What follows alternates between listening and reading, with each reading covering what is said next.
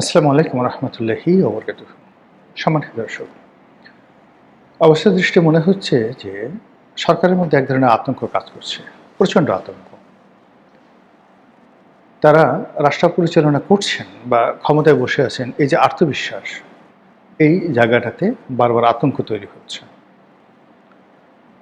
আপনি যদি একটা ঘরের মধ্যে ঢোকেন, প্রচণ্ড অন্ধকার, কোনো কিছু দেখতে পাচ্ছেন না, তখন আপনার কি দরকার?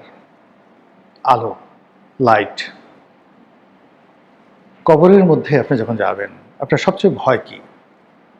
অন্ধকার। এবং সেখানে আপনি কি চাইবেন? নূর চাইবেন, আলোকবর্তিকা চাইবেন।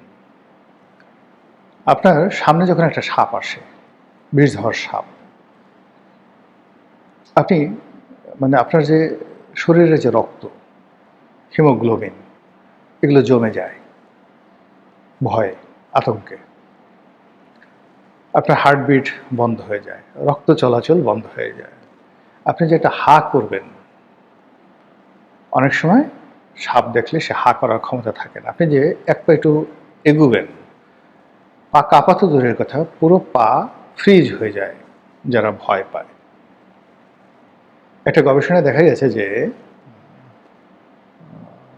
সাপের কামড়ে যত লোক মারা যায়, 99% মানুষ মারা যায় হার্ট অ্যাটাকে। এর কারণ হলো 99% সাপ হলো বিষহীন, তার বিষ নেই।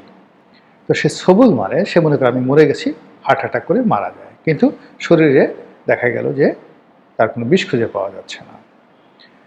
তো একজন সাপুড়ে, সে সাপ ধরে ফেলে, বিষধর সাপ ধরে ফেলে, মুখে চুমো দেয়, গলায় পেঁচিয়ে থাকে, আর আপনি দেখার সঙ্গে সঙ্গে আতঙ্কে আপনি চিত হয়ে পড়ে যাচ্ছেন, মরে যাচ্ছেন, হার্ট অ্যাটাক করছেন, আপনার হাত পা ফ্রিজ হয়ে যাচ্ছে, বরফ হয়ে যাচ্ছে। কারণ কি? জ্ঞানের অভাব। আপনি সাপ সম্পর্কে আপনার কোনো জ্ঞান নেই। একইভাবে ধরেন, নতুন একটা মার্সিডিজ গাড়ি, আপনার স্ত্রী, আপনার খুব প্রিয় স্ত্রী, সারা দুনিয়া দেখে আপনি পছন্দ করে বিয়ে করেছেন। তো বাসর করতে আপনি যাবেন। বাসর করতে যাবেন কোথায়? একটা হোটেলে। শ্বশুরবাড়ি থেকে আপনাকে একটা মার্সিডিজ বেঞ্জ গাড়ি দিয়েছে। আপনার স্ত্রী বলল যে, আসো প্রিয়তমা, আমি নিজে তোমাকে ড্রাইভ করে সেই গাড়িতে করে আমরা বাসর করার জন্য অমুক হোটেলে যাব। তুমি কোনো টেনশন করো না, আমি আসলে গাড়ি চালাতে পারি না, কিন্তু কখনো চালাই নাই, কিন্তু তুমি আমাকে দোয়া করো।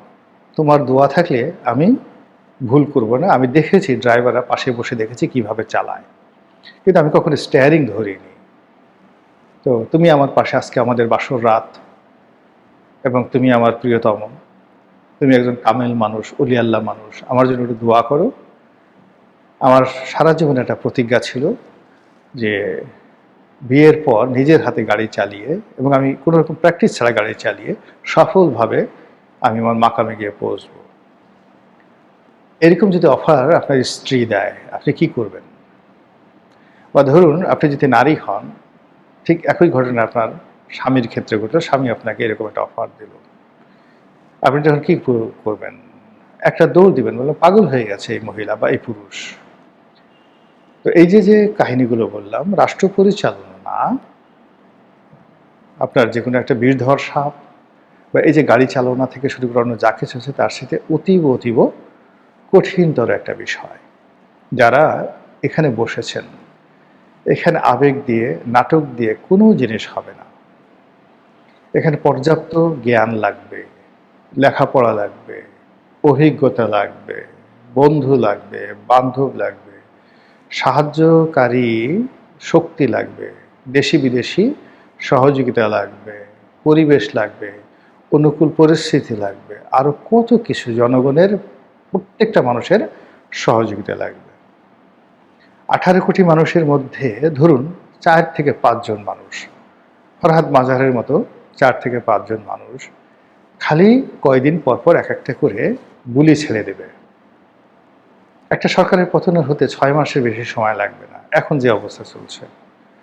মাহমুদুর রহমান আমার দেশের সম্পাদক, জাস্ট এক সপ্তাহ পর পর একটা করে ফটো কার্ড দিয়ে দিবে।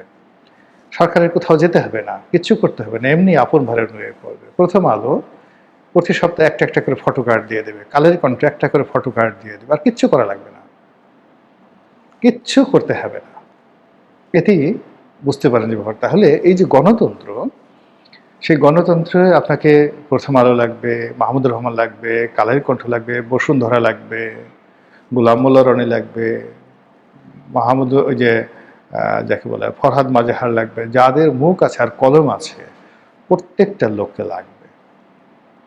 এবং একই সঙ্গে সরকারের সাথে যারা জড়িত আছে, একটা পিয়ন থেকে শুরু করে একেবারে প্রধানমন্ত্রীর কার্যালয়ের যিনি চিফ সেক্রেটারি, তার যে কোনো একটা কর্ম, যে কোনো একটা কথা, যে কোনো একটা লেখা মুহূর্তের মধ্যে টেকনাফ থেকে তেঁতুলিয়াতে বারুদের মতো আগুন ছড়িয়ে দিতে পারে। এটা হলো রাজনীতি। তো সেই রাজনীতি গোখরা সাপ বা অন্য যে কোনো ভয়ঙ্কর প্রাণীর চেয়ে কোনো অংশে কম নয়। তো যেটা বলছিলাম, এই কারণে সরকার যারা বসছেন, জনাব তারেক রহমান, তিনি বাংলাদেশে এসছেন 17 বছর পর। এই 17 বছর ধরে তিনি অনেক স্বপ্ন লালন করেছেন, অনেক ব্যথা বেদনা কষ্ট লালন করেছেন। তার শরীরে অনেক আঘাত, যে আঘাত তিনি যে ভুলেননি, তিনি যে ভুলতে পারেন না। তিনি বারবার সেই লন্ডনে থেকে আশ্বস্ত করেছেন, আমি সবাইকে ক্ষমা করে দিয়েছি, আমি ভুলে গিয়েছি। এমনকি তিনি একজন সামরিক কর্মকর্তার কাছে মাপ পর্যন্ত চেয়েছেন নির্বাচনের আগে, উদারতা দেখাতে, যে আমি খুব উদার। কিন্তু ক্ষমতায় বসার 24 ঘন্টার মধ্যে তিনি স্থির থাকতে পারেননি। তিনি এবং তার লোকজন এখন খুঁজছেন একাগারো কারা কারা করেছে, কারা তাকে পিটিয়েছে, কারা তাকে ফেলে দিয়েছে, কারা তাকে দুর্ভোগ দুর্দশা মধ্যে নাকারি চুবানি খেয়েছেন। এটা হলো সহজাত। এরকম যারা এই রাজনীতিতে ক্ষতিগ্রস্ত হন, যারা লাভবান হন, তাদের মধ্যে যে রেষারেষি, এটা মারাত্মক আকার ধারণ করে।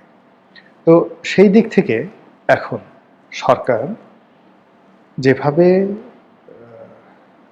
নানা বিষয় দ্বারা ইনফ্লুয়েন্স হচ্ছে, একই সঙ্গে তাদের মধ্যে কিন্তু আতঙ্ক কাজ করছে।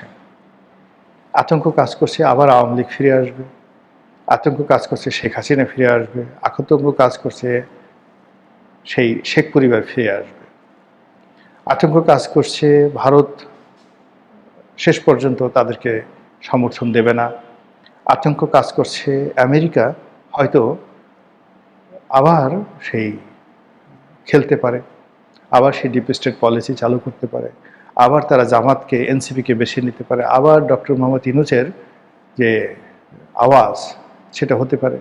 এবং এরকম ঘটনা বহুবার ঘটেছে পৃথিবীতে। বিশেষ একটা অবস্থাতে মানে বারবার রেজিম চেঞ্জ হয়েছে, বারবার রেজিম চেঞ্জ হয়েছে। যেমন দেখা গেল ইরানে রেজা শাহ পাহলভি আমেরিকাদের মানে পোষ্য ছিলেন, কিন্তু দেশের পরিস্থিতি এমন একটা তৈরি হলো যে সেখানে একটা ইলেকশন হলো এবং মোসাদ্দেক প্রধানমন্ত্রী হলেন, ইরানের প্রধানমন্ত্রী হলেন।